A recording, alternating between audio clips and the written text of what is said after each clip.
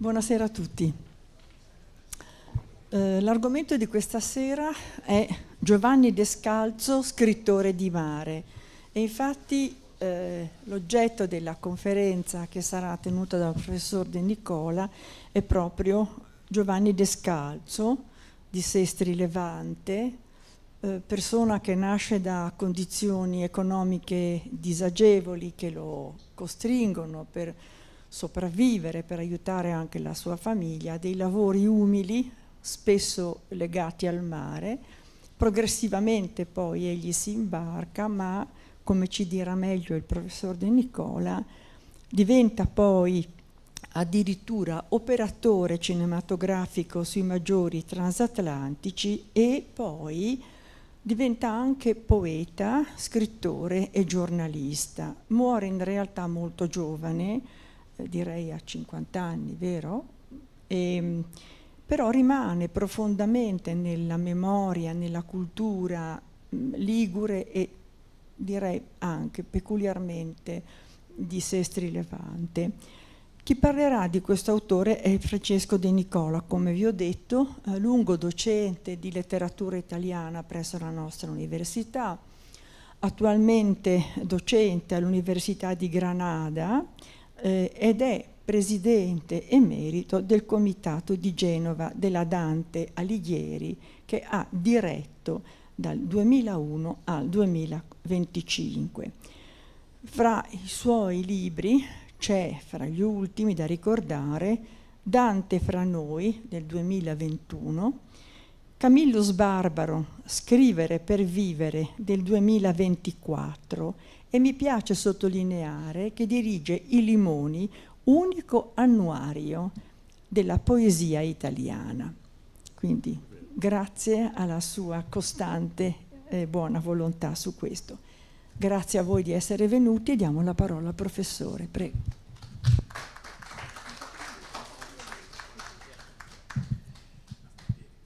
Grazie, buonasera.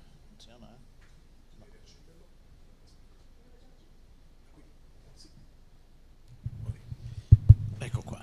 Bene, buonasera. È già stato anticipato l'argomento della mia conversazione, che un po' si collega al ciclo di incontri che avete fatto però a livello scientifico sul mare.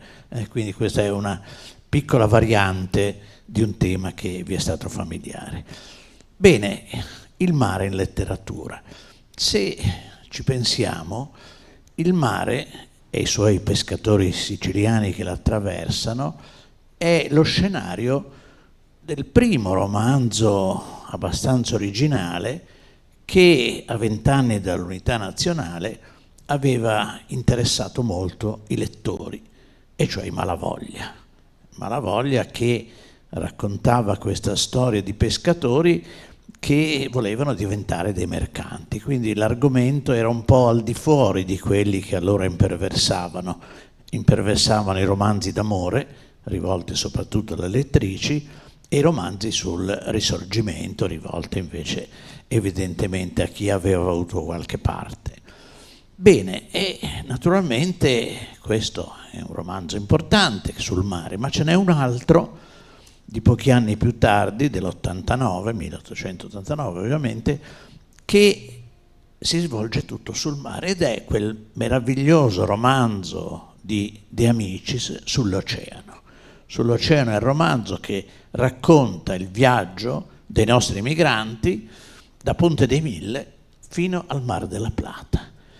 Non succede nulla in un viaggio di questo genere, e allora il mare è quello che calamita questi viaggiatori inesperti. Molti lo vedevano per la prima volta, soprattutto i contadini che venivano dal nord dell'Italia o anche dal centro. Allora Genova era il vero porto di emigrazione, ancora Napoli non era attivo, quantomeno lo era Palermo o altro. Genova e Marsiglia si contendevano questo ruolo. A Marsiglia doveva andare Pascal di Pirandello, vabbè, lasciamo perdere, non facciamo troppe divagazioni. Sull'oceano è un meraviglioso romanzo sul mare, il mare con il suo timore che incuteva in chi non lo conosceva, ma anche con le sue fantasie che destava in chi lo attraversava per la prima volta.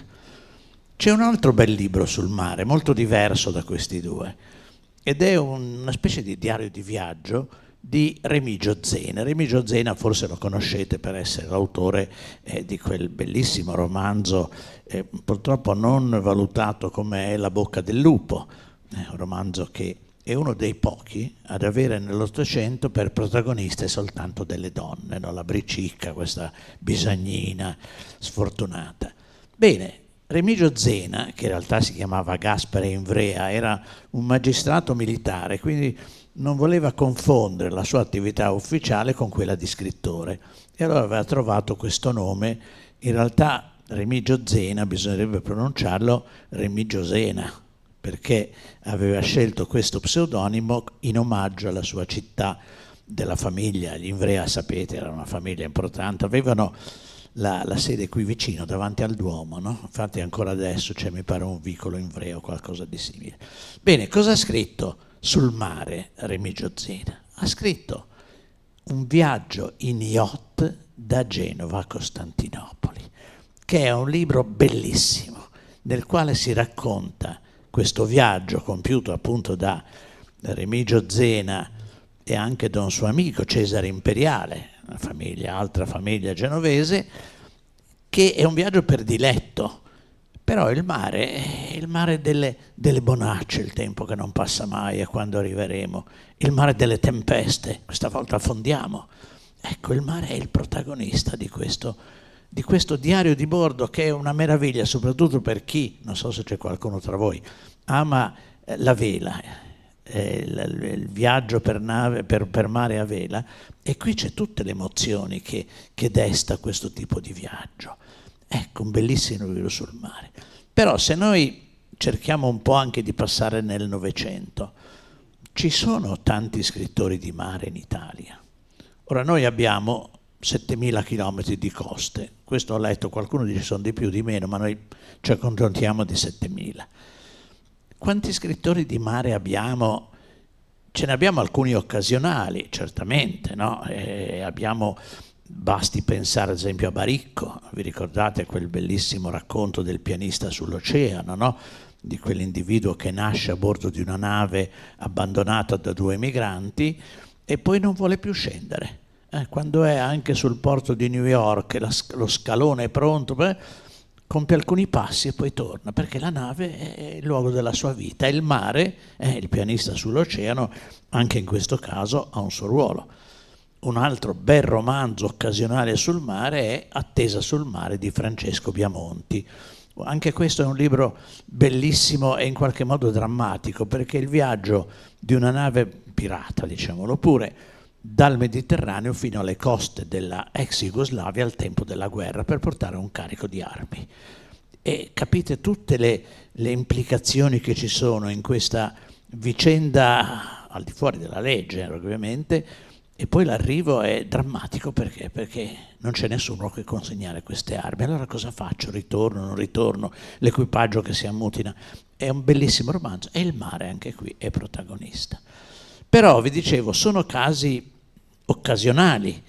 Potremmo aggiungere anche Orcinus Orca di Stefano D'Arrigo, che era un romanzo voluminoso, che l'autore ha impiegato credo 20 anni per scriverlo, e nel frattempo Mondadori ogni mese gli dava un po' di soldini, e cosa che adesso credo che non succeda più spesso. E a questo punto però autori di romanzi, di una serie di incontri e di pagine sul mare sono pochi. Chi possiamo ricordare? Il primo che mi viene in mente è Vittorio Girossi. Era di Santa Margherita Ligure e aveva fatto il nautico a Camogli, e ancora 14enne aveva scritto un manualetto su come si arma una barca a vela, quindi anche questo già ha la voglia di scrivere. Ma soprattutto durante la Prima Guerra Mondiale ovviamente era stato arruolato in marina e aveva scritto un libro su quella che era stata la guerra dei nostri marinai, magnifico, Streghe di mare si intitola. È un libro nel quale non c'è soltanto la cronaca, c'è anche del 28, quindi siamo una decina d'anni dopo la fine della guerra. Non c'è la celebrazione dei marinai, ma c'è il rischio del mare in particolare ovviamente quando i nemici cercano di affondare le navi degli avversari. Ecco, questo libro è bellissimo, è, a parer mio, è il migliore di Vittorio Girossi, che poi scriverà molti libri sul mare. Oceano rimane del 1938, rimane un bestseller, è pubblicato e ripubblicato decine di volte da Mondadori, ma è un mare non il nostro. Forse il libro più bello è Festa delle Lanterne, ambientato in Oriente, quindi è un mare che vuole un po' portarci in un ambiente che non è il nostro, ce ne sono altri dove racconta la caccia alle balene, quindi è un mare esotico. Però Vittorio Girossi ha scritto, credo, più di 10 libri sul mare. Tra l'altro Vittorio Girossi è stato, intanto era un giornalista del Corriere della Sera, ed è stato il primo italiano ad andare in Unione Sovietica dopo la morte di Stalin, e aveva mandato, come fanno gli inviati, i suoi articoli che uscivano regolarmente, e poi aveva pubblicato il libro, che era del tutto diverso, perché ovviamente nel libro pubblicato in Italia non c'era la censura che avrebbe avuto da parte ovviamente degli osservatori e soprattutto delle autorità sovietiche, e quindi è stato veramente un grande giornalista. Ma il suo nome si lega anche a un altro fatto che mi piace sempre ricordare: è stato il primo scrittore a far parte dei programmi televisivi. Qualcuno forse che ha qualche giorno ricorderà Telematch, condotto da Enzo Tortora. Ebbene, Vittorio Girossi, mi ricordo c'era un piccolo salotto dove Tortora gli faceva le domande e lui parlava del mare, naturalmente, quindi era veramente, cioè la prima televisione, non voglio dire l'ultima per carità, ma ne guardo bene, aveva una forte volontà di creare dei fatti culturali. E quindi gli scrittori hanno avuto un certo peso, pensiamo appunto oltre a Vittorio Girossi anche a Mario Soldati. Soldati ha portato in televisione la letteratura, forse vi ricordate il programma Lei cosa legge, no? E poi naturalmente il viaggio nel Potre, la ricerca dei cibi genuini. Ecco, la televisione allora era questo. Se volete fare dei paragoni siete liberissimi di farli. Va bene, dicevo, quindi Vittorio Girossi. Poi chi altro ci viene in mente?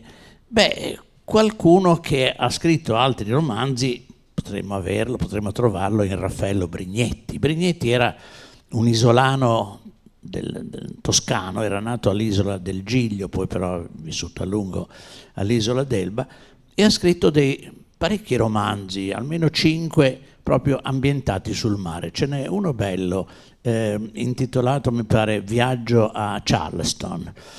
E però il mare qui non è visto nella sua realtà, ma è un luogo il viaggio in mare è un luogo di maturazione.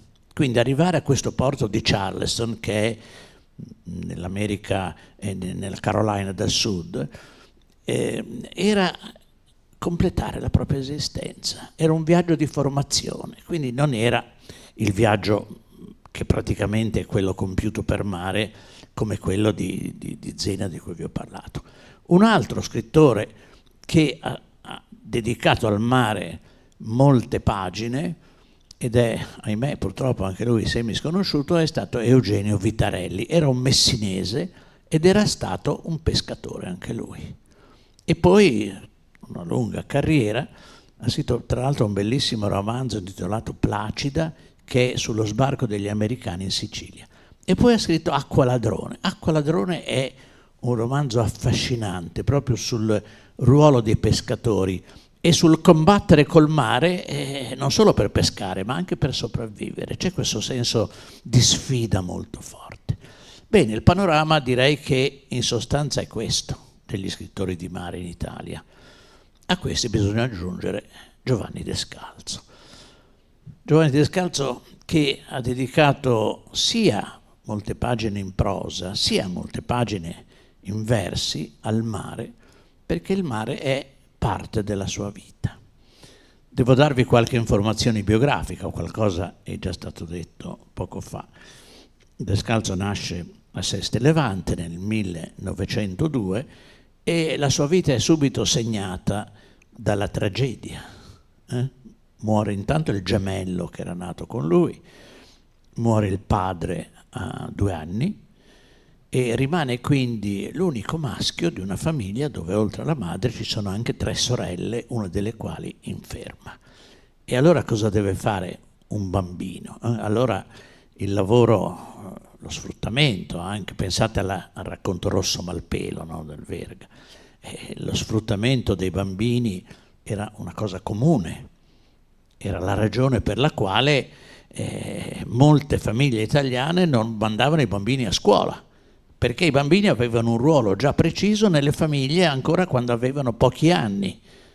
La prima occupazione era quella di pensare alle sorelle o ai fratelli e poi di lavorare. Descalzo va a lavorare dove? Nell'entroterra di Sesti Levante, dove c'erano, verso Riva Trigoso per intenderci, dove c'erano dei campi che lui stesso aiutava i contadini a zappare, a seminare. E poi ovviamente sulla spiaggia di Sestri.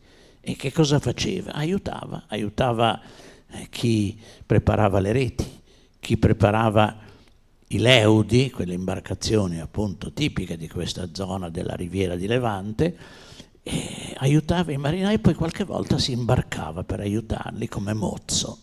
Ecco, il mare è nella sua vita, in questo modo. Poi naturalmente crescendo farà altri lavori, se lavorerà in una tipografia dalla quale dovrà andare via perché le esalazioni di piombo erano nocive per lui. Lavorerà come fattorino alla posta, farà l'operatore cinematografico nella prima sala, nel primo cinema di Sesti Levante, il Nettuno, che ancora adesso si trova, e poi sarà assunto a una tubifera, alla FIT, dove sarà assunto come operaio elettricista e sarà vittima poi di una scarica elettrica che gli farà perdere i sensi per alcuni giorni. E poi finalmente sarà assunto dal comune come apprendista archivista. Perché? Perché a scuola ci andava quando poteva, capite? Con queste necessità familiari la scuola dopo.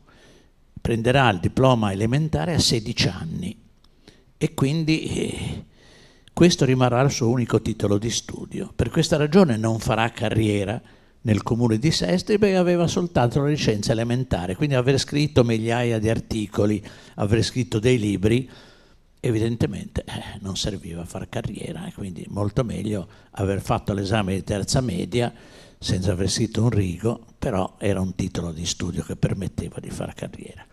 Bene, Descalzo vive poi questa sua vicenda familiare pesante quando muore anche la madre. Ecco, è il capofamiglia. E allora ecco perché ha svolto tutti questi lavori. La vita è dura. Che cosa c'è per in qualche modo sollevarlo? La lettura. Una maestra gli fa conoscere, allora c'erano le biblioteche circolanti e comincia a prendere qua e là. E le sue prime letture cosa sono? Ovviamente le avventure. Verne, Salgari, tutti questi scrittori che leggevano i ragazzi, però c'era un problema. Quale? Quello della lingua. L'italiano non lo parlavano. E allora un po' alla volta, io ho visto nel suo archivio, c'è il Melzi, vi ricordate, no? Con le parole sottolineate e col corrispondente in dialetto. E quindi c'è una conquista della lingua, che poi naturalmente si evolve perché dopo le letture per ragazzi leggerà Leopardi e leggerà anche i grandi scrittori, proverà a leggere Dante. Quindi vedete, questo bambino, questo ragazzo con 1000 problemi trova nella letteratura il suo punto di conforto, e l'autore che maggiormente lo solleva sarà Giovanni Pascoli. Ecco dunque questo aspetto della sua vita, consolatorio. Spesso succedeva, non so se devo usare il passato, che chi legge scriva.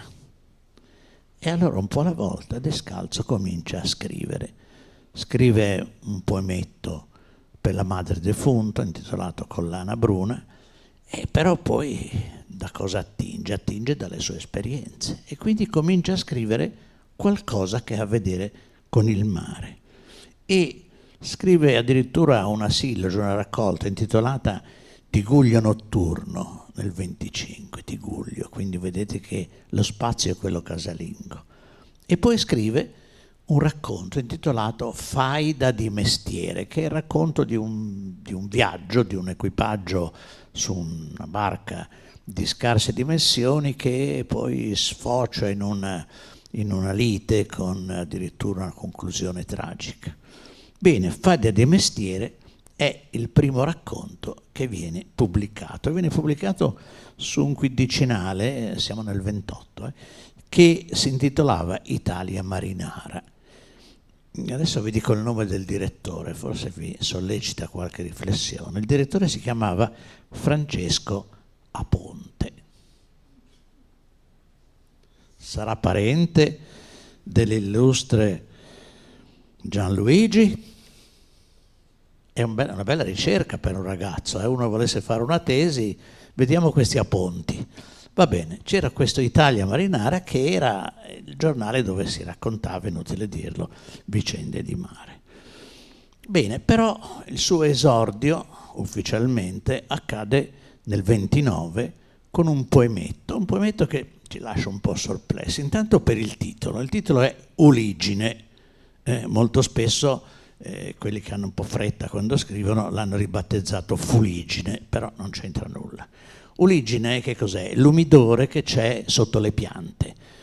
È un vocabolo quindi tipico dell'agricoltura, usato da Pascoli, e questo poemetto Uligine è un poemetto sulla campagna, ma è interessante, perché uno diceva un poemetto sulla campagna vuol dire com'era bella la vita. Non è vero, perché a un certo punto passa un treno in questa campagna dove lui sta zappando e invece di avere fastidio per questo rumore che infrange la pace dei campi, dice come sono fortunati quei ragazzi che salutano e viaggiano. Quindi c'è già questa passione per la scoperta, per il viaggio che sarà propria.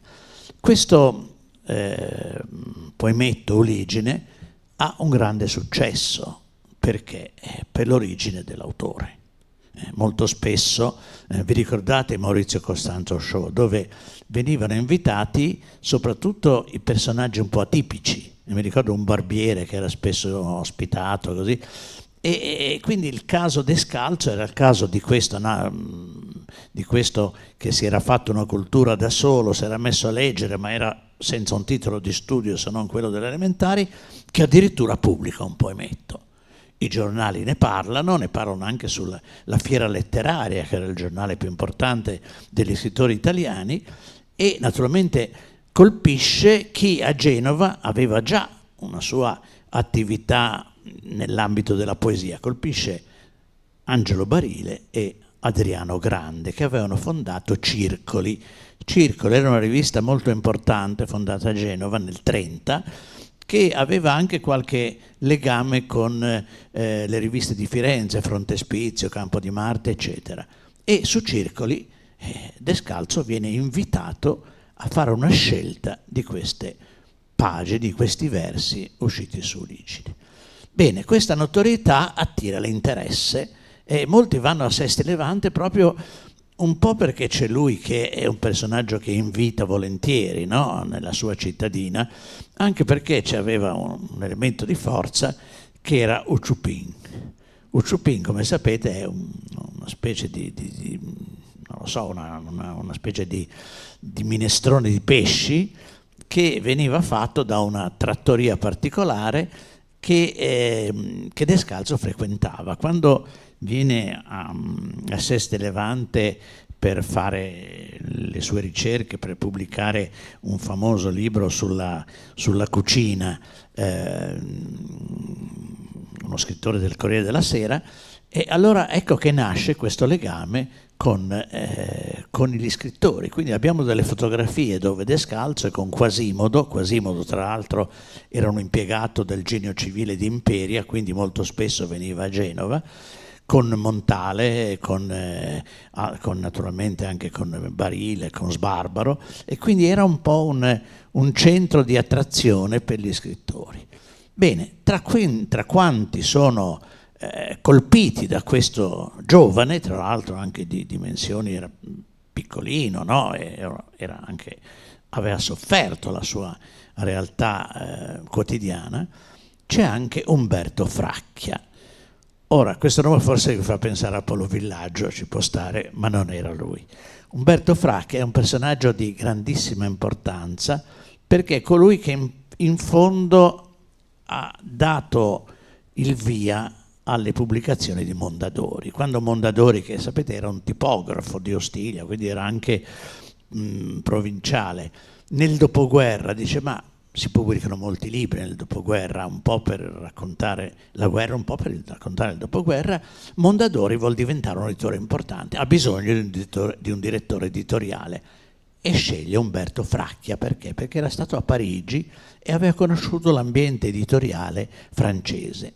E dunque Fracchia poi fonderà la Fiera Letteraria nel 25 e quindi sarà un personaggio di grande rilievo. Poi sarà l'inviato al Corriere della Sera a Parigi, quindi un personaggio. Fracchia era originario di Livorno, ma poi aveva la sua residenza a Bargone e quindi sopra Casarza, sopra Sesti Levante, ed era, appena poteva andava in questo paese, e siccome evidentemente era un po' abituato alla bella vita, aveva una Spider rossa che sulle strade allora ancora non asfaltate sfrecciava finché arrivava a Bargone, dove finalmente si fermava. Ancora adesso, se andate a Bargone, c'è sembra un po' un paradosso quello che vi dico, una splendida tomba in Liberty, dove lui era stato sepolto, perché purtroppo muore giovane. Bene,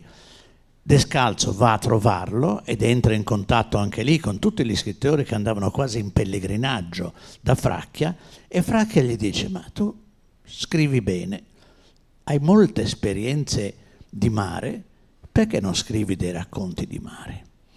E Descalzo dice: ma io ho scritto poesie finora, cosa mi metto a scrivere racconti? Vabbè.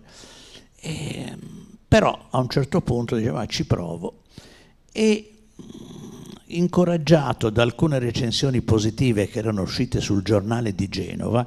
Ora, il Giornale di Genova era un quotidiano nato intorno al 23, se non sbaglio, un po' in concorrenza con il Secolo XIX, in concorrenza col Caffaro e ovviamente in concorrenza con il Lavoro, nonché col Città. Pensate, a Genova allora c'erano 4 giornali, oggi un po' meno mi sembra. Vabbè, chiudiamo la parentesi dolorosa. Va bene, e allora dice: ma sì, manda un racconto al direttore del Giornale di Genova, che era Giorgio Pini. Poi ci torno su Giorgio Pini perché devo tornarci. Però nel frattempo cosa fa Descalzo? Lui vive in questa tubifera dove ha un lavoro infernale. C'è il foglio paga, dove gli veniva detratta una somma perché non era sposato, e non so se era una abitudine vera, però c'era una detrazione di poche lire, però per questa ragione. Va bene. Tasso sul celibato, ma esiste. Infatti, ecco, c'è la prova, se andate a vedere le sue buste paga lo trovate. E poi non so, c'erano delle detrazioni per assenze, ritardi, insomma era un lavoraccio. E allora cosa fa? Diceva: provo a imbarcarmi. E allora si imbarca come uomo di camera, la definizione forse non era esattamente questa, sull'Esperia, che era una nave, poi è stata in servizio ancora fino a non molti anni, cioè veramente 50 anni fa, dell'Adriatica, e faceva dei viaggi da Genova al Medio Oriente, all'Egitto. Cosa succede?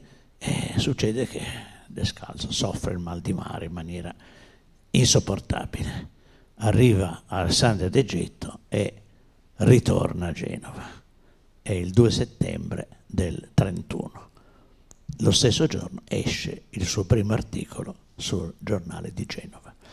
Ecco, vedete che ci sono un po' delle combinazioni.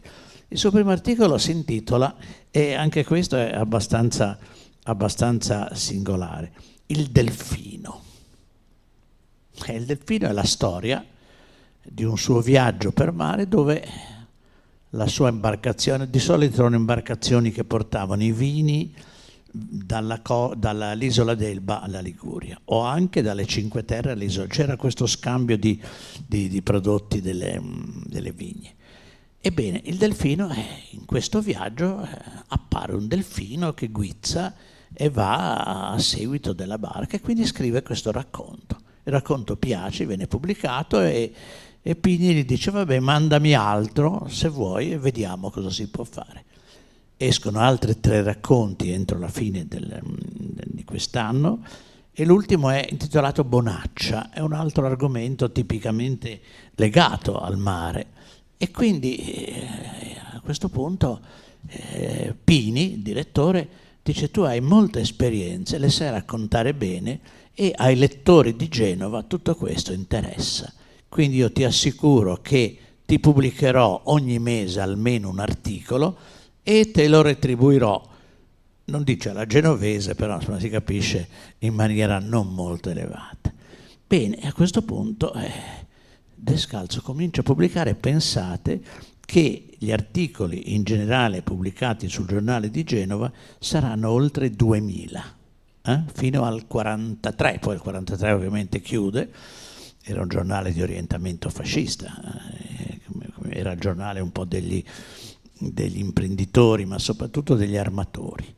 Bene, il giornale di Genova, e poi anche pubblicava questi articoli su Cronaca Prealpina, che era un giornale evidentemente gemello del giornale di Genova, che veniva pubblicato e diffuso nella zona di Varese, quindi nell'Alta Lombardia. Poi cosa succede? Succede che il direttore Giorgio Pini viene promosso direttore del Popolo d'Italia. Popolo d'Italia, giornale fondato da Mussolini, quando ancora era socialista. Poi, come penso sappiate, Mussolini cambia orientamento e il Popolo d'Italia rimane il giornale non ufficiale, ma comunque il più legato al Partito Nazionale Fascista. Descalzo continua a collaborare con Pini. Di qui la definizione che gli si è attribuita a lungo di scrittore fascista. Su questo poi ci torno perché mi piace precisare questi aspetti. Recentemente, non so se l'avete vista, è uscito un programma su Rai 3 nei giorni di Sanremo, quindi probabilmente non era al massimo dell'attenzione, dedicato a Ungaretti. Ora, Ungaretti è un altro poeta che ha l'etichetta di fascista.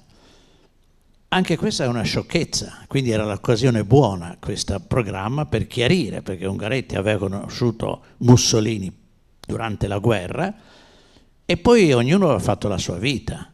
Quando è finita la guerra, Ungaretti si è trovato, come tutti i soldati, senza lavoro e ha avuto per alcuni anni il compito, pensate, di controllare sulla stampa francese, visto che conosceva bene il francese, quello che si diceva in Francia del fascismo.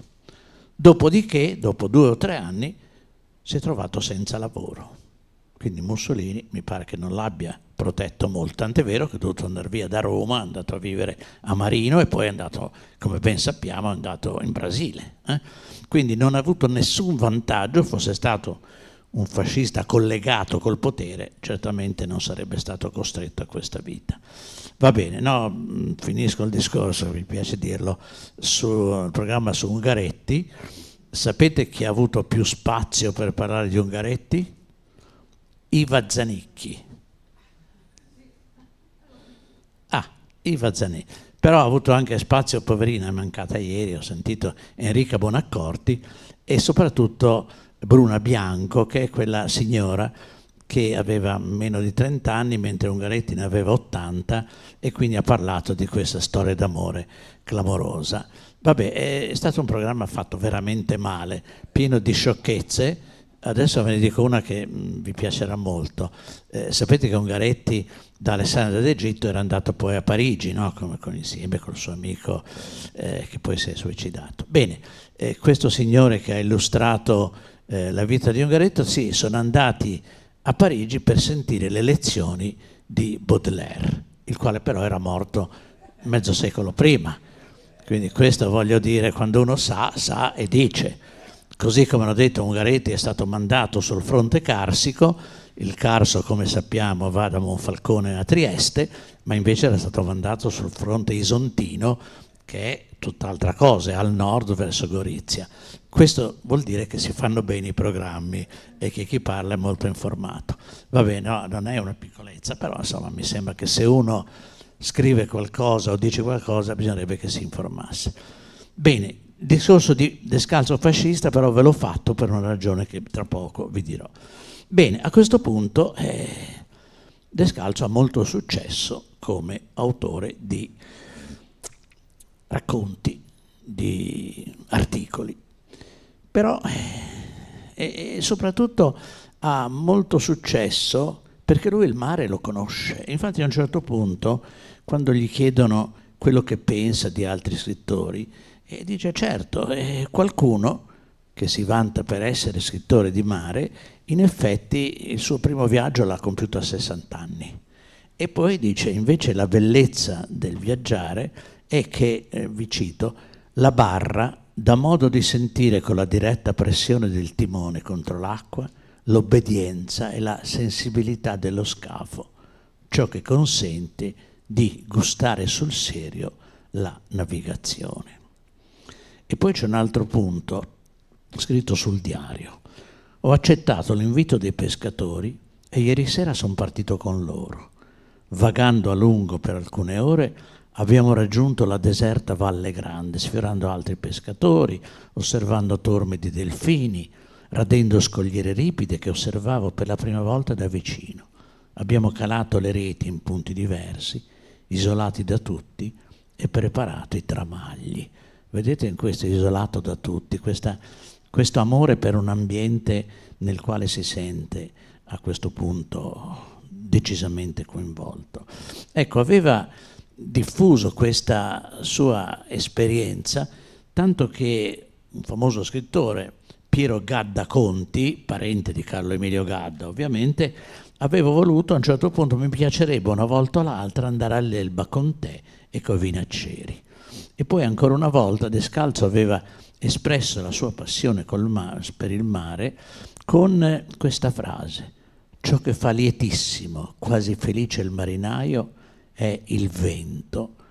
Si intende quando non soffia contro la prua. Ecco, il vento, il mare, tutto questo vedete che fa parte di un clima, e quindi avvertiva questo piacere. Però c'è qualcosa che non quadra. Descalzo era nato poeta e in questo modo la poesia era accantonata. Scrive sul suo diario: è uscita una novella sul Genova, uno di quegli scrittarelli raffazzonati che ormai mi sono ridotto a buttar giù pur di pubblicare qualcosa. E qui vedete che nasce un problema.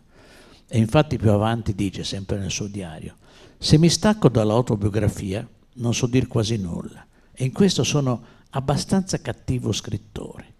Rileggo a volte articoli scritti pochi mesi prima, li trovo ostici, duri, pieni di incagli, e mi stupisco come abbiano potuto essere accettati. Solo per il mondo col quale metto in contatto il lettore, diversissimo da quello comune a quasi tutti quelli che scrivono, riesco a interessare e credo di essere tollerato per questo solo dato di originalità. Ecco, vedete questo senso di essere consapevole, di essere uno tra i pochi che scrivono del mare. Quando aveva chiesto a Giovanni Comisso anche lui aveva scritto alcuni libri sul mare, Gente di mare.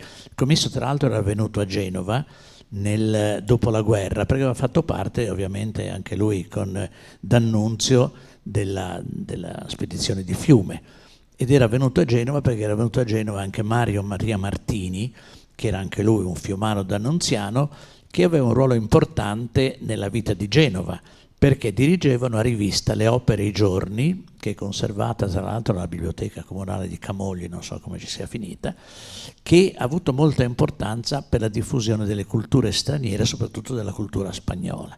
Bene, e quindi c'era questo gruppo abbastanza numeroso di dannunziani che si riunivano in Galleria Mazzini. In Galleria Mazzini c'erano due caffè, uno era in Roma e l'altro era, adesso non ricordo il nome, dove c'erano dannunziani e antidannunziani. Antidannunziani naturalmente chi c'era? C'era Montale, c'era Sbarbaro, c'era Barile, c'era Adriano Grande, e i dannunziani erano gli altri.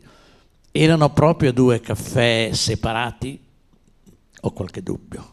Montale pubblica sul giornale di Mario Maria Martini, D'Annunziano, alcune sue poesie, prima ancora di pubblicare Ossi di Seppia, quindi l'occasione di pubblicare era sempre ben accetta. Va bene, a questo punto ecco cosa succede. Succede che Descalzo tuttavia aveva composto un libro di poesie e nel 1933 lo pubblica con il titolo Risacca, e già questo vi fa capire quale sarà l'argomento. Però nel frattempo questi racconti di mare piacciono molto, e che cosa fa? Li mette insieme in un libro che viene pubblicato, anche questo nel 1933, nella collana dei libri di mare della Lega Navale, con il titolo appunto di Risacca. E pensate che questo libro, scritto da un autodidatta sconosciuto, risulta finalista del premio Bagutta. Allora i premi letterari non erano come adesso, che ne sono uno ogni 10 giorni, era il più importante. Il Bagutta era un locale, un ristorante di Milano, dove si riunivano gli scrittori e avevano deciso di fare un premio. E quindi Descalzo risulta finalista in questo, tra l'altro vi risulta anche finalista al premio Viareggio. E qui ancora una volta era stato quel giornalista di prima che vi citavo, Paolo Monelli, che era venuto appunto a Sesti Levante per scrivere Il ghiottone errante, che è stato un po' il primo libro gastronomico, turistico, culturale, e aveva molto apprezzato Descalzo. E il premio Bagutta tornerà nella vita di Descalzo, faccio un salto in avanti di parecchi anni, nel 1951 con questo romanzo Tutti i giorni, che è stato recentemente ristampato. E cosa succede nel 1951, proprio l'anno in cui muore? Questo romanzo piace molto, e allora pensate che arriva al ballottaggio con un romanzo scritto da un personaggio che non era propriamente come lui, un autodidatta, un certo Indro Montanelli, e per un punto vince Montanelli. Montanelli, che tra l'altro Descalzo conosceva già dal tempo della guerra d'Africa, c'erano molte lettere sue e quindi era già un legame, però al momento di vincere un premio letterario forse Montanelli aveva qualche supporter in più di Descalzo. Va bene, torniamo a noi. Esce questo libro e a questo punto Descalzo pubblica questa raccolta Risacca, che viene pubblicata appunto perché c'è, anche qui vi leggo qualche annotazione sul diario. La poesia, questa felice consolatrice, non mi seduce più, perché deve scrivere questi racconti. Aveva questo impegno di scriverne un certo numero ogni mese ormai. Oggi ho scritto 2 poesie che mi fanno pensare con nostalgia a quando ero poeta. E ancora, se potessi ridiventare poeta e cantare, una volta tanto, la serenità. Ecco appunto che esce Risacca. Sono 41 poesie e già il titolo vi fa capire che il protagonista è il mare. Questa parola si trova 30 volte in queste poesie. Se vogliamo fare un paragone, ecco, quando scrive Risacca, Descalzo non ha ancora letto Ossi di Seppia, perché qualcuno diceva certamente uno Cinque Terre, la Sesti Levante, figuriamoci. Infatti scriverà: non avevo ancora letto, per fortuna, Ossi di Seppia. C'è qualche affinità. Anche in Ossi di Seppia la parola mare compare addirittura 50 volte, però quello che è singolare è che nelle successive raccolte di Montale la parola scompare. Perché? Perché Montale vive a Firenze e Montale ha altri argomenti. E invece in Descalzo il mare continuerà a esistere, come poi vi dimostrerò, per sempre. Bene, scrive poesie ovviamente ispirate alle sue esperienze.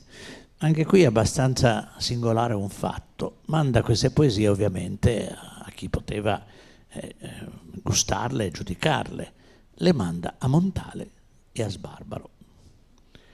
Montale, che non si sbilanciava mai troppo nei giudizi, però scriverà una recensione tra apprezzamenti e qualche critica, e delle sue poesie ne apprezza 5. Le manda a Sbarbaro, che ne apprezza 9. Quante ne hanno in comune? Una. Capite, i gusti di questi due grandi poeti del Novecento erano quasi completamente diversi. E questo è importante, ci fa pensare che, e questo è quello che io dico sempre quando faccio lezione, ciascuno valuta quello che legge, ma anche quello che vede, quello che ascolta, in base alla sua sensibilità. Quindi è sbagliato quello che si legge spesso: il tale è il più grande pittore, il più grande poeta. Lo è per te che scrivi, ma non ci sono valori assoluti in arte. Ecco, questa disparità di valutazioni tra Sbarbaro e Montale è la prova più completa che ciascuno valuta secondo la sua sensibilità, la sua formazione, le sue esigenze, le sue aspettative. E l'unica poesia in comune è abbastanza bella, non ve la leggo perché è un po' lunga, si intitola Solleone ed è ambientata sulla spiaggia, ovviamente di Sestri, riarsa dalla calura, con le ricamatrici delle reti, i vecchi e giovani pescatori, i bambini tra le barche, finché questa situazione di ebbra di piacere, calmo e familiare, viene rotta dal turbinio di scoppie assordanti, quando rapidissimo fugge uno scafo nella luce che abbaglia, trascorrendo lungo la baia. E allora un marinaio, riscosso dal sonno, si leva imprecando e guarda con la mano, facendo solecchio, che è così, no? Mettere la mano. Quindi ecco, questa spiaggia che vive nella piena tranquillità dell'ambiente marino viene rotta dal motoscafo che passa e spezza il silenzio.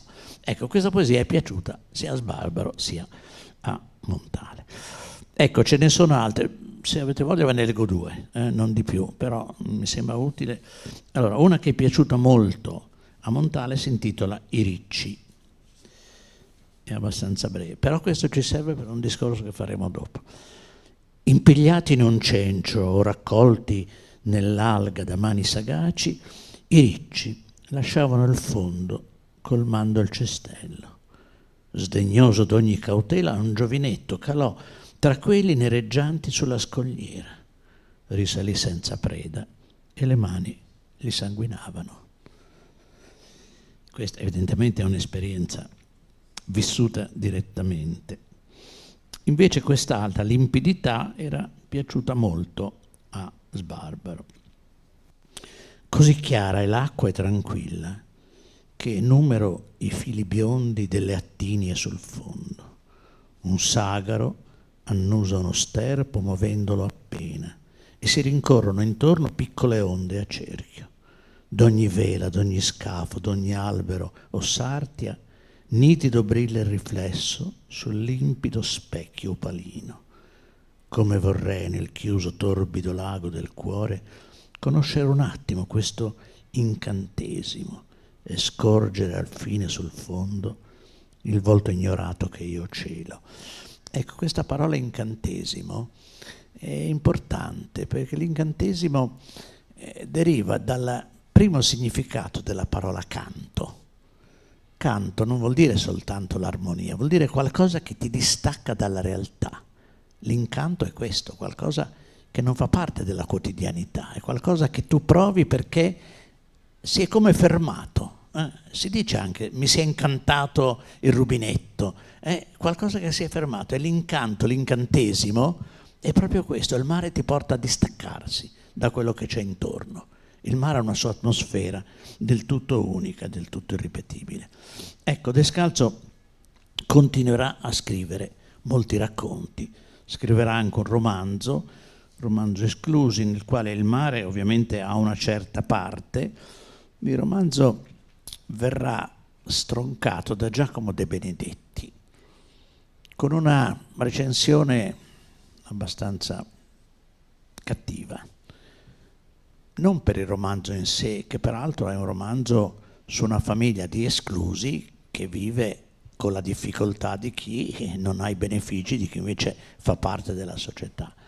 Ma dice De Benedetti, noi abbiamo sempre rivolto molta attenzione a Descalzo per la sua storia personale, perché era un autodidatta, era un poveraccio, cioè questa è un'osservazione che mi sembra di una totale stupidità, perché tu, critico letterario, devi valutare il testo, non devi pensare a chi l'ha scritto.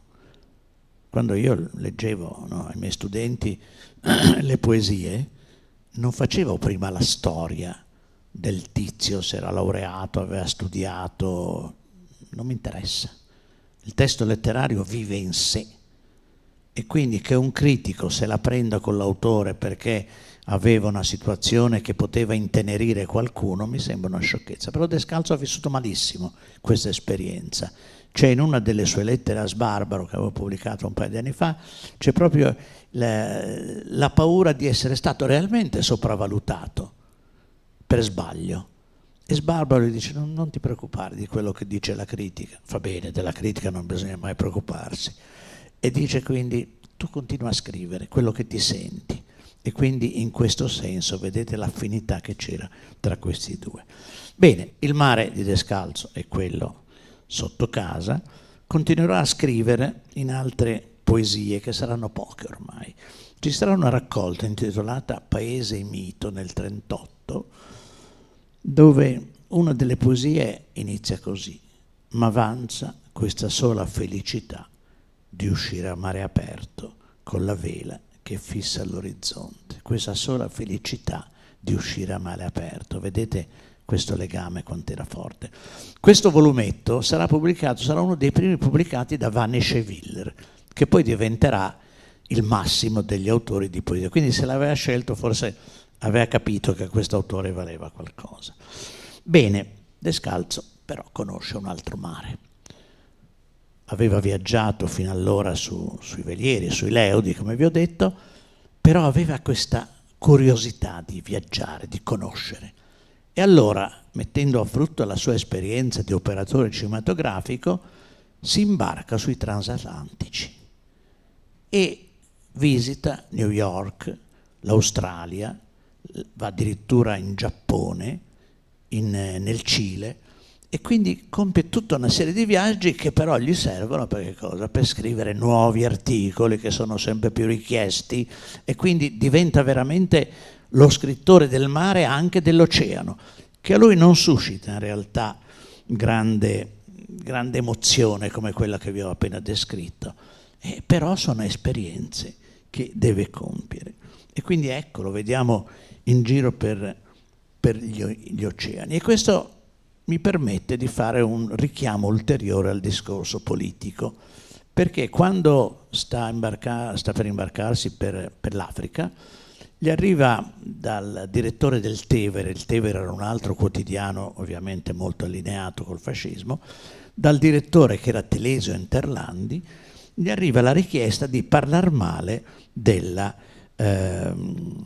Liberia, che aveva un regime democratico. E Descalzo dice: ma io voglio essere libero, non voglio essere uno strumento di nulla. La Liberia a me non ha fatto nulla di male, perché dovrei parlarne male? Ecco, vedete questo personaggio che, sì, lui ha preso la tessera del partito fascista nel 25, perché altrimenti non sarebbe stato assunto alla tubifera. Però c'è questo suo desiderio, c'è proprio questa frase che dice: io non voglio essere strumento cieco. Ecco, il fascismo di Descalzo è questo, di essere forse depositario di una tessera, ma non di favorire una propaganda. Quando scoprirà la guerra, Descalzo sarà mandato a Portofino Vetta, per la sua età tarda non poteva fortunatamente andare in guerra, e E qui scriverà una bellissima poesia, no? Perché doveva avvistare gli aerei, che poi evidentemente non hanno avvistato troppo, visto i bombardamenti che ci sono stati su Genova, e scrive una poesia che comincia con «Paese tra il mare e gli ulivi». Al primo posto c'è il mare.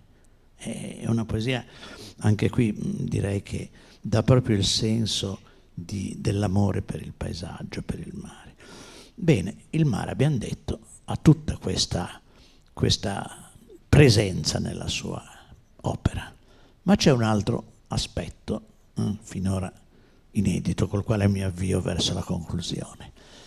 Descalzo si è sposato nel 1938 con una professoressa di italiano di Chiavari e aspettano nel 1942 un figlio, una figlia che poi nascerà nel gennaio del 1944. E allora Descalzo si dedica alla letteratura per ragazzi, alla letteratura per giovani.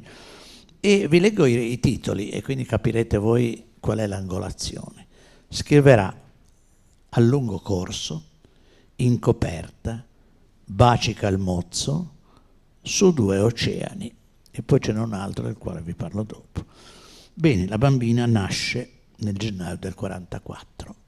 Pochi mesi dopo muore in un bombardamento su Chiavari. Questo ovviamente lascerà un ulteriore motivo di sofferenza in Descalzo.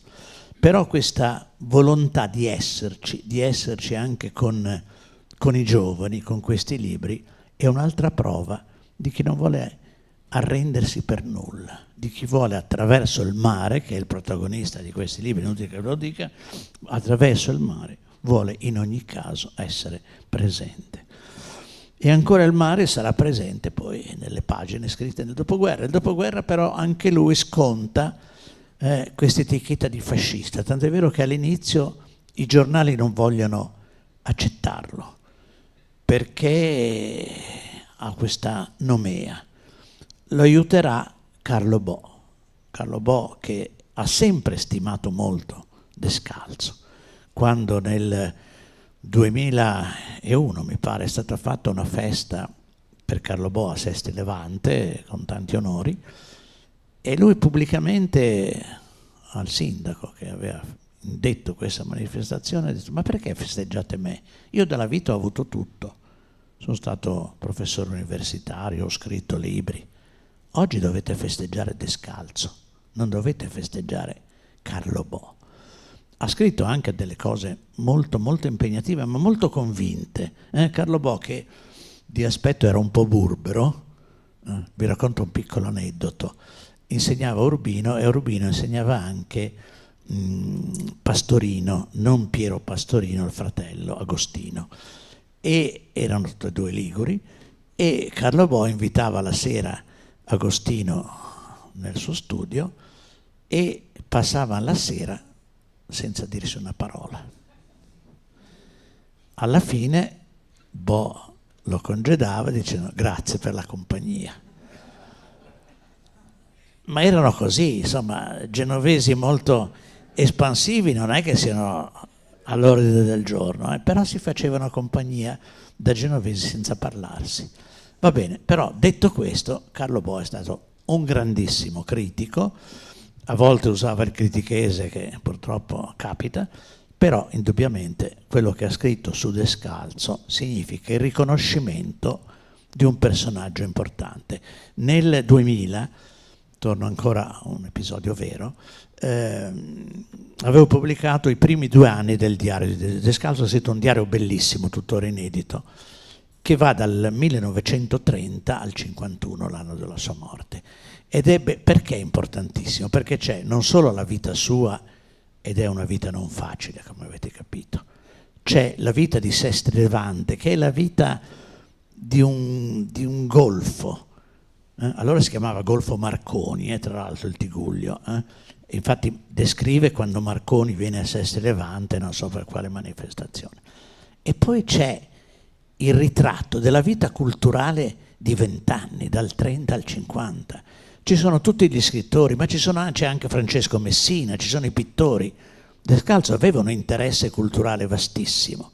E in questo diario ci sono tutti i suoi incontri, quando va ad esempio al Vieussé, incontra Montale in questo sottoscala buissimo dove bisognava mettersi 4 occhiali per vedere, e incontra Sibilla Leramo che insomma un po' anche di lui, non dico si invaghisce, però lo guarda con attenzione, e ci sono tutti i grandi protagonisti della nostra vita.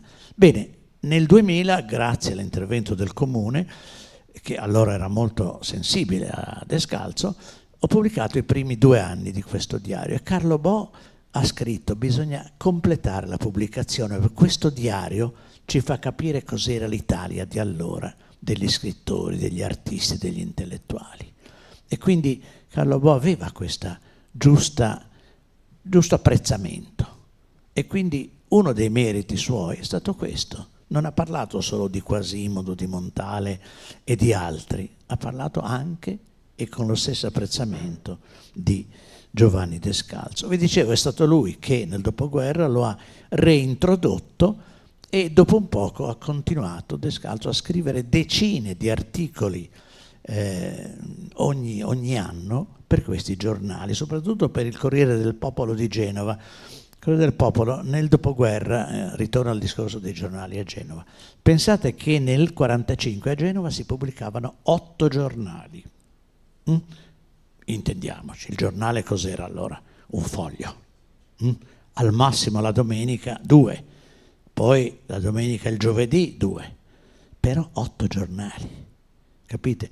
E gli alleati, come avevano già fatto a Firenze, avevano fondato il giornale loro, cioè il Corriere Alleato, che poi diventerà il Corriere del Popolo, sul quale, apro una parentesi, aveva debuttato un certo Pietro Mignanego, che poi si chiamerà Pietro Ottone.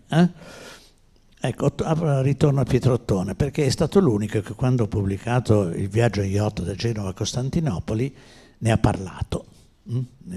Il tema a Genova poi in sostanza c'è solo il salone nautico, quindi quando mai si deve interessare ai viaggi a vela? Mai. Vabbè, detto questo, e quindi scrive su questo giornale, e scrive parecchi articoli. È un bel giornale il Corriere del Popolo, perché in effetti scrive Sbarbaro, scrive Liana Millu, scrivono anche non di Genova.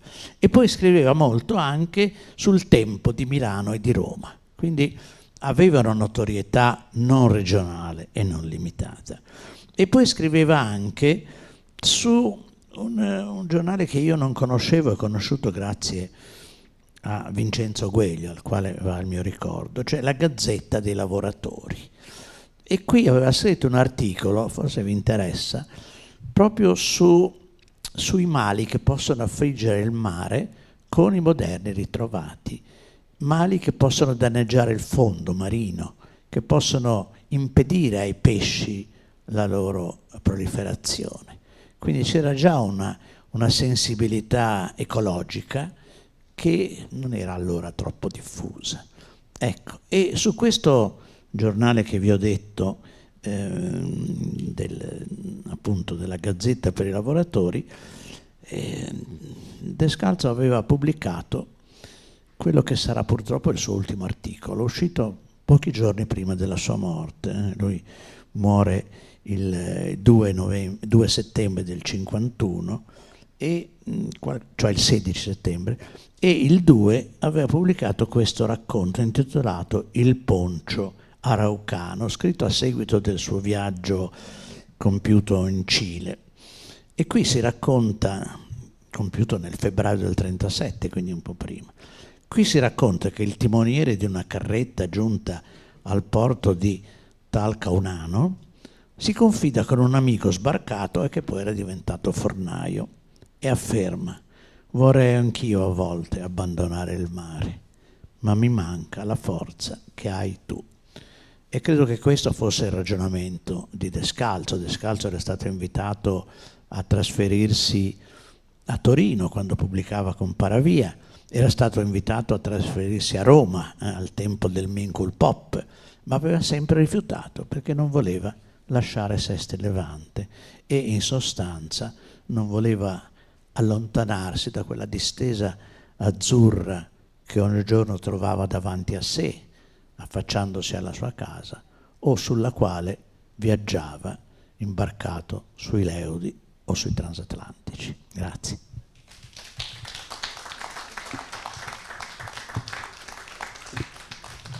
Se c'è qualche domanda, se sono preparato rispondo.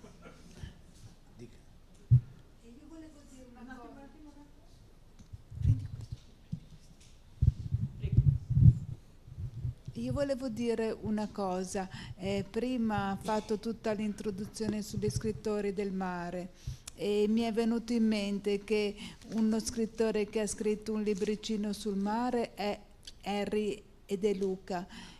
E io volevo andare a novembre, prima 3 giorni a Ischia e poi 3 giorni a Ventotene. A Ischia l'ho trovato facile, a Ventotene non trovavo nessun albergo e mi dicevano ne è tutto chiuso, stanno girando un film,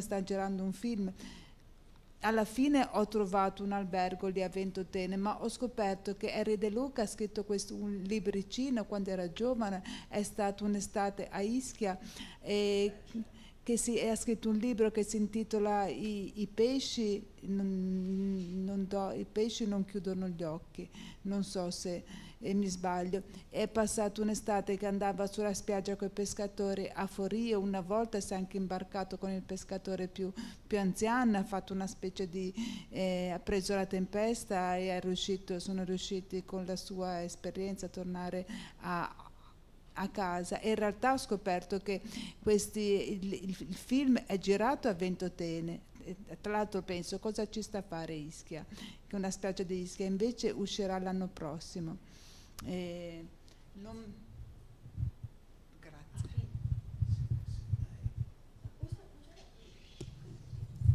Sì, come ho detto, alcuni scrittori, come ad esempio anche l'Isola di Arturo di El Samorante, no, è ambientato a Ischia, quindi ci sono sicuramente altri scrittori che però occasionalmente, come Henry De Luca, hanno parlato di mare, però che abbiano centrato come Descalzo la loro attività sul tema mare ce ne sono pochi, però è chiaro che ho citato prima, credo opportunamente, Baricco e Biamonti, certamente De Luca, anche El Samorante, ma un libro sul mare chi non l'ha scritto?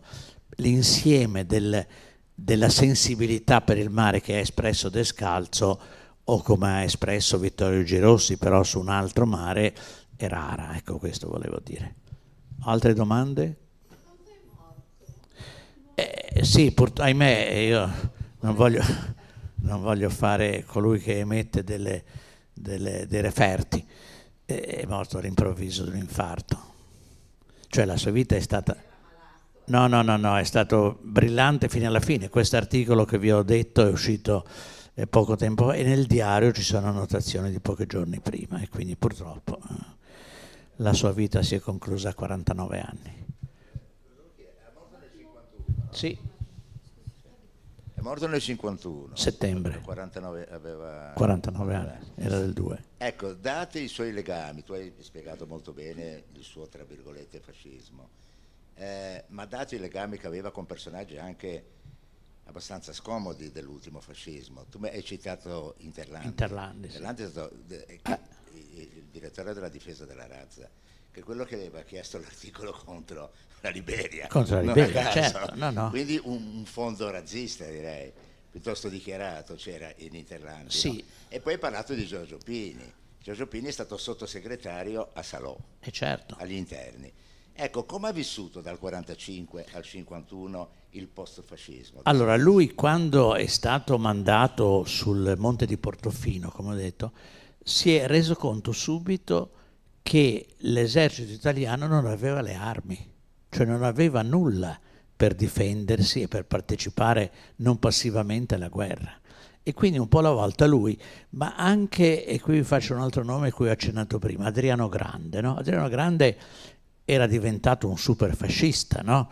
Intanto era andato a Roma, era stato prima impiegato nel sottosegretariato della stampa e della propaganda, perché poi il Minkulpop nasce nel 36-37, al tempo della guerra d'Africa. Quindi aveva partecipato grande alla guerra d'Africa. Per questa ragione Montale, che gli aveva dedicato Ossi di Seppia, Adriano Grande era un poeta molto apprezzato, no, a Genova. Ebbene, Adriano Grande poi anche lui si rende conto della fragilità di questa propaganda che poi era basata sul nulla, e credo che non fosse, molti italiani si rendono conto di questo quando sono alla prova dei fatti. Descalzo se ne accorge, poi comincia a scrivere, no? Nel diario ci sono delle osservazioni già nel 42, quando dice: ma sì, noi siamo qua, siamo impreparati, abbiamo le scarpe rotte, cioè quando sei alla prova dei fatti ti rendi conto. Quindi lui ha vissuto male, ovviamente, questa sua consapevolezza del fascismo, tardiva, ma credo non sia stato l'unico. Quindi la propaganda, teniamo anche presente una cosa che spesso sfugge, che il fascismo non aveva concesso alternative ideologiche, cioè non si sapeva nulla del comunismo. Questo è un fatto innegabile. E anche chi era non favorevole, bene o male rientrava in quell'ottica. Io faccio sempre l'esempio, così, che un po' vi stupisce, ma ne ho parlato l'altro giorno quando ho fatto un incontro su Milena Milani, no?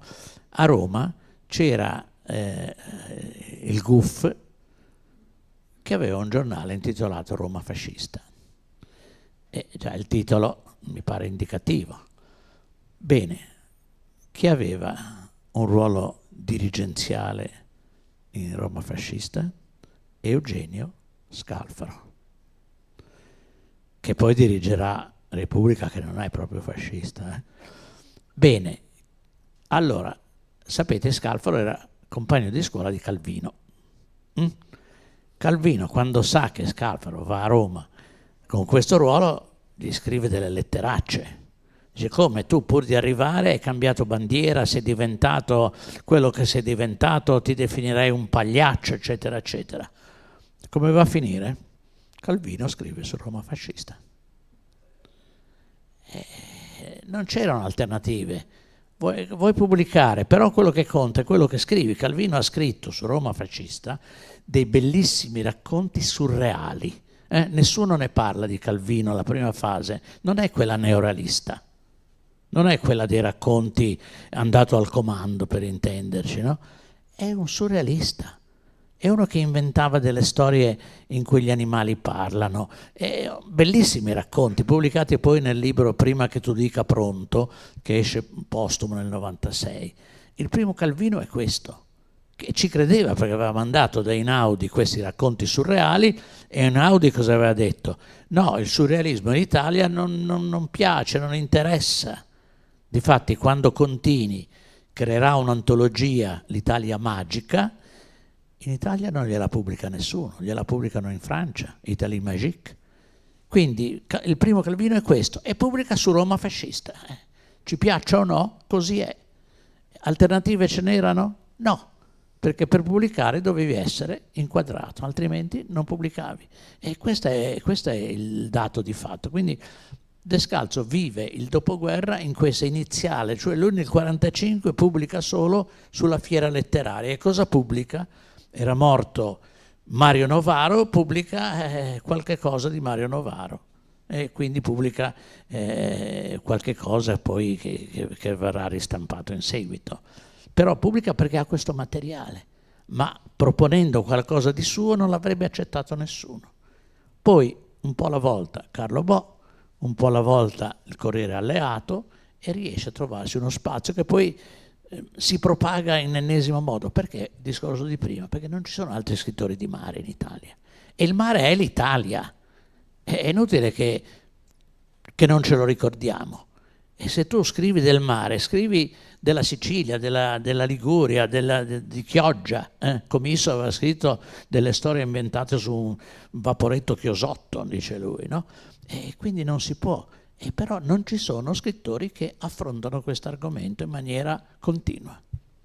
Scusa, la moglie ha avuto un ruolo dopo la morte di Descalzo.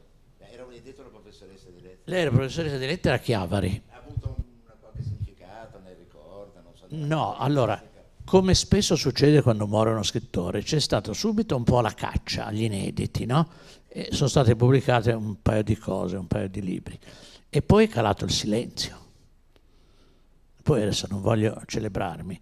Nell'81 ho organizzato un convegno su Descalzo, al quale hanno partecipato Carlo Bo, giusto, Giuliano Manacorda, cioè maggiori e allora c'è stata una rivalutazione anche perché sono stati ripubblicati suoi libri altrimenti dimenticati.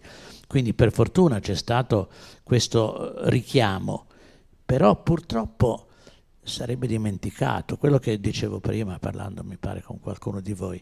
Il compito del critico, non so se avete visto l'ultimo programma di Che tempo che fa, l'ultima trasmissione.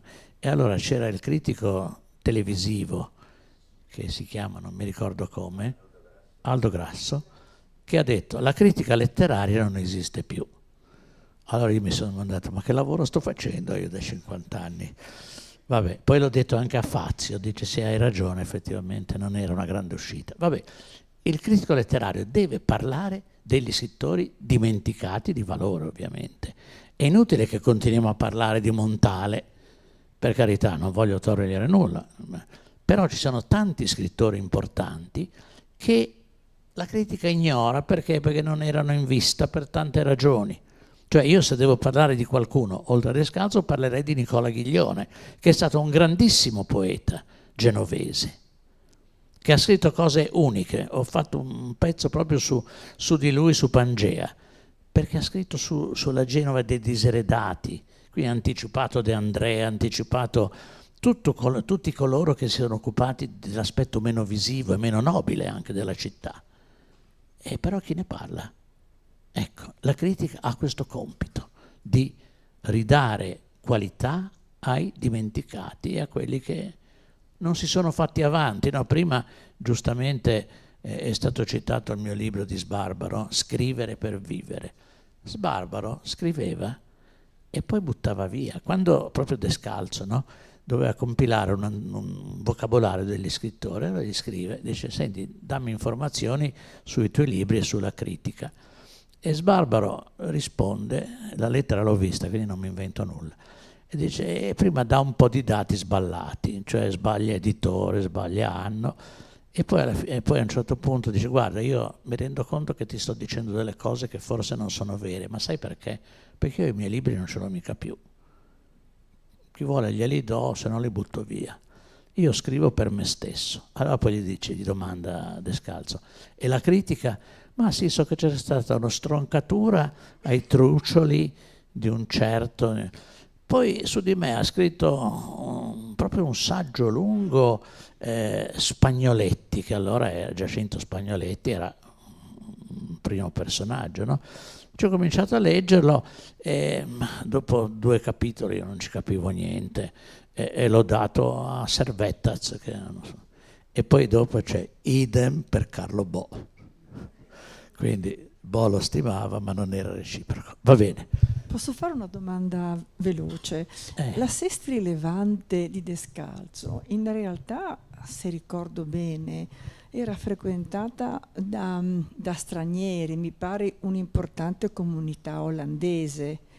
Ha avuto influenza? Allora, vedi, entriamo proprio in un fatto in qualche modo spiacevole. Per Descalzo purtroppo i fatti sono spiacevoli. Allora, quando lui lavorava alla posta, si presenta da lui per mandare un pacco uno scrittore olandese che si chiamava Arthur van Schendel. E allora Descalzo le dice io scriverei e gli dà dei consigli, siccome viveva anche a Firenze Van Schendel, allora lo mette in contatto con il mondo fiorentino. E con Arthur Van Schendel c'era anche la figlia che guarda Descalzo con curiosità, e Descalzo pensa che lo guardi con qualcosa che va al di là della curiosità, tant'è vero che si innamora di lei.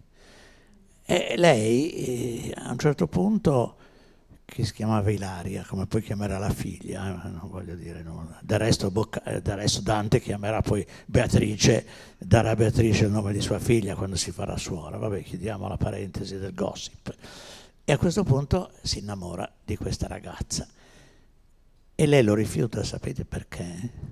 Perché appartiene a un altro censo, perché non è del livello familiare della sua famiglia. Pensate che Descalzo va in Olanda a cercarla e lei gli sbatte le porte in faccia. Per fortuna al ritorno passa per Parigi e quindi vede una bella città, però pensate, questo poveretto sfrutta le sue ferie per andare a trovare questa ragazza che era un po' tentennante, non è che gli avesse detto subito no, un po' sì, un po' no, un po' nì, e lui si era illuso. Però la realtà era questa: eri di una famiglia al di sotto della nostra e quindi non è ammissibile che mi hai fatto questa domanda, io devo dire anche questo aspetto.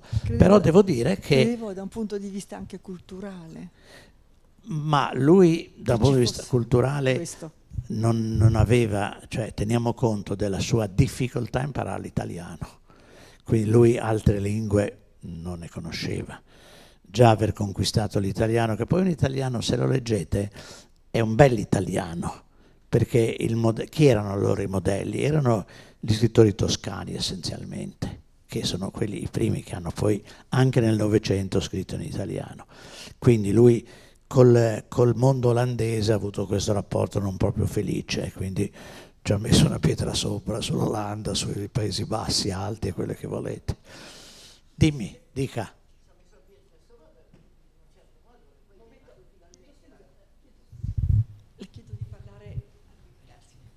Perché poi ha avuto una figlia, Ilaria. Sì, che no, ma dico tuttora una pietra prese- sopra con l'olandese.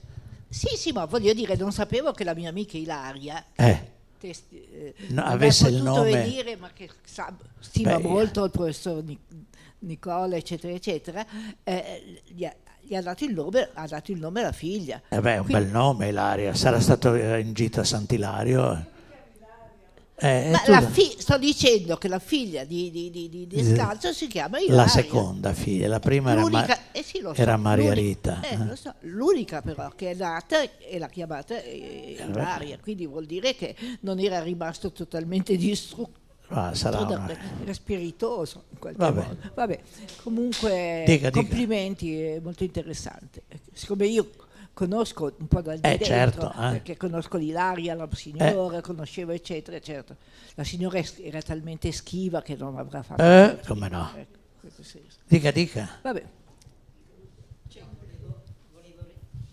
Volevo ricordare che Descalzo ebbe comunque poi la stima e anche l'amicizia di Edoardo Firpo, che era comunista, e certo. che lo ricorda nel diario. Mi piace anche ricordare che quel metodo di cui lei ha parlato, di raccogliere i vocaboli italiani con i corrispondenti in dialetto per poterli imparare, si ritrova in un'altra personalità molto più nota e importante anche di Descalzo, che era pugliese, anche lui venuto da un ambiente poverissimo che si era fatto da solo, e che era Giuseppe Di Vittorio, che si era compilato un dizionario personale per poter studiare l'italiano e poi è arrivato dove è arrivato, ecco, segretario generale della CGIL.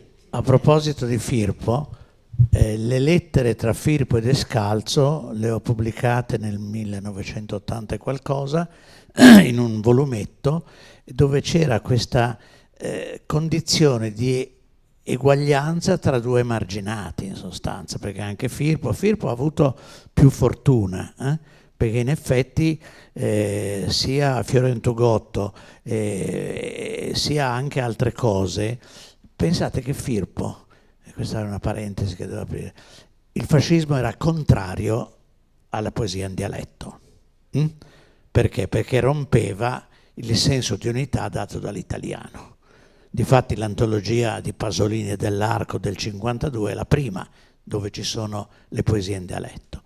Però Firpo, per uno di quei casi imprevedibili e inspiegabili, aveva addirittura una voce a lui dedicata sull'enciclopedia Treccani, che l'aveva fatta un professore di italiano che doveva compilare delle voci sulla Treccani. Pensate nel 1935, quindi in pieno periodo fascista. Quindi aveva avuto questa occasionale fortuna. Però ecco un'altra cosa che, visto che mi tirate per i capelli, Firpo aveva fatto una presentazione al Liceum nel 1932 del suo primo libro di poesie, no? E scrive a Descalzo: come previsto al Liceum la sala era piena, ma i giornali in ossequio alle disposizioni ministeriali, non hanno scritto una parola. Quindi, comunista o no, comunista poi sarà un po' più tardi, la realtà era questa: i poeti che non hanno, sono emarginati e quindi i giornali non ne parlano. Però oggi avete visto, il Secolo ha parlato un po' della nostra presentazione, un po' in un angolo, però c'era. Va bene.